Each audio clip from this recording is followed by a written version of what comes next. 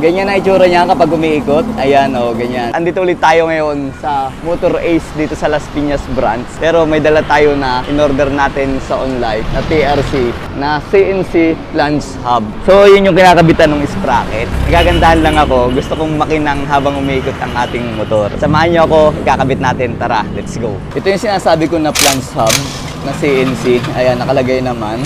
Alright, buksan natin. Ito na. Unboxing na nangyari. Ano bang kasama sa loob? Sticker lang naman. Ito, sticker na TRC. So, ito yun. Ang maganda rito, habang umiikot siya, kumikinang. Di ba dyan? Ayan, natin pogi. Naka-jilly pa, oh. Shout out. Itong size na ito, kapares lang pala ito ng Wave 125. Yung Raider na carb at saka Raider na FI, kagaya nito sa akin. Same lang. At saka yung pang Wave na 125. Dito yan ikakabit. Yung sprocket natin, ay binili ko lang yan para maging gold. Pero ngayon, si TRC meron na din na sprocket. Sa susunod, papalitan natin yan, isang set na sprocket na TRC din para hindi maging chapsoy yung ating motor. Yan. Yan yung gold na sprocket. Pero sa TRC, merong iba't ibang kulay. Ito, ganun din. Merong itong silver, gold, may red at saka may blue. Ganon din yung bagong labas na sprocket ni TRC. Lipat lang agad. Ito yung original niya. Ang kukuhanin lang natin dito ay yung bearing. Kung makukuha pa natin ng buo. Napakasilang tanggalin ng bearing nito dahil minsan umaalog na. Pero kung maganda yung puller, kayang tanggalin, pwede pa. Kung hindi, palitan na lang natin ng bago.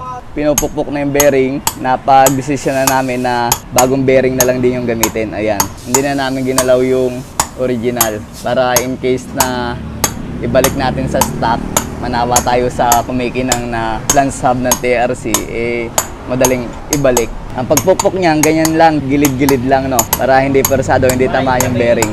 Yung housing lang, yung bearing housing ang papaluin mo. Medyo lubog yan, kasi kakabit pa natin itong oil seal para yung grasa hindi basta-basta pasukan ng dumi. Ganyan na itsura niya kapag umiikot. Ayan, oh, ganyan, di ba? Napakaganda. Kumikinang-kinang. So, ganyan na itsura niya. Pagkatapos nating ikabit, kompleto na. Ayan, bumagay sa ating shifter at saka sa side stand na silver color. Ito yung ating plunge. Alright, ayan. Kapag umiikot, di ba, maganda. Sa mga nagtatanong nga pala ng aking gulong, Beast-Tire yung gamit ko. Alright, ayan. Stock size to. Pinalitan ko lang ng brand na Beast-Tire. Marami sila dito. Kung gusto nyo magpakabit, ayan, oh. Di ba, puro Beast-Tire yan. Meron pa doon. Ayun, oh. Pati mga mekaniko. Para hindi sila papayag na hindi naka-shoutout. So, ayan. Ayos na. Paikutin mo dyan. Buhayin mo. Tapos primera mo. Tingnan natin kung anong magiging resulta. Cambio. O, yan. Diba? Malinis yan tingnan. Pagkatama ng araw yan, kumikinang-kinang pa kasi silver. Alright. Ayos dyan.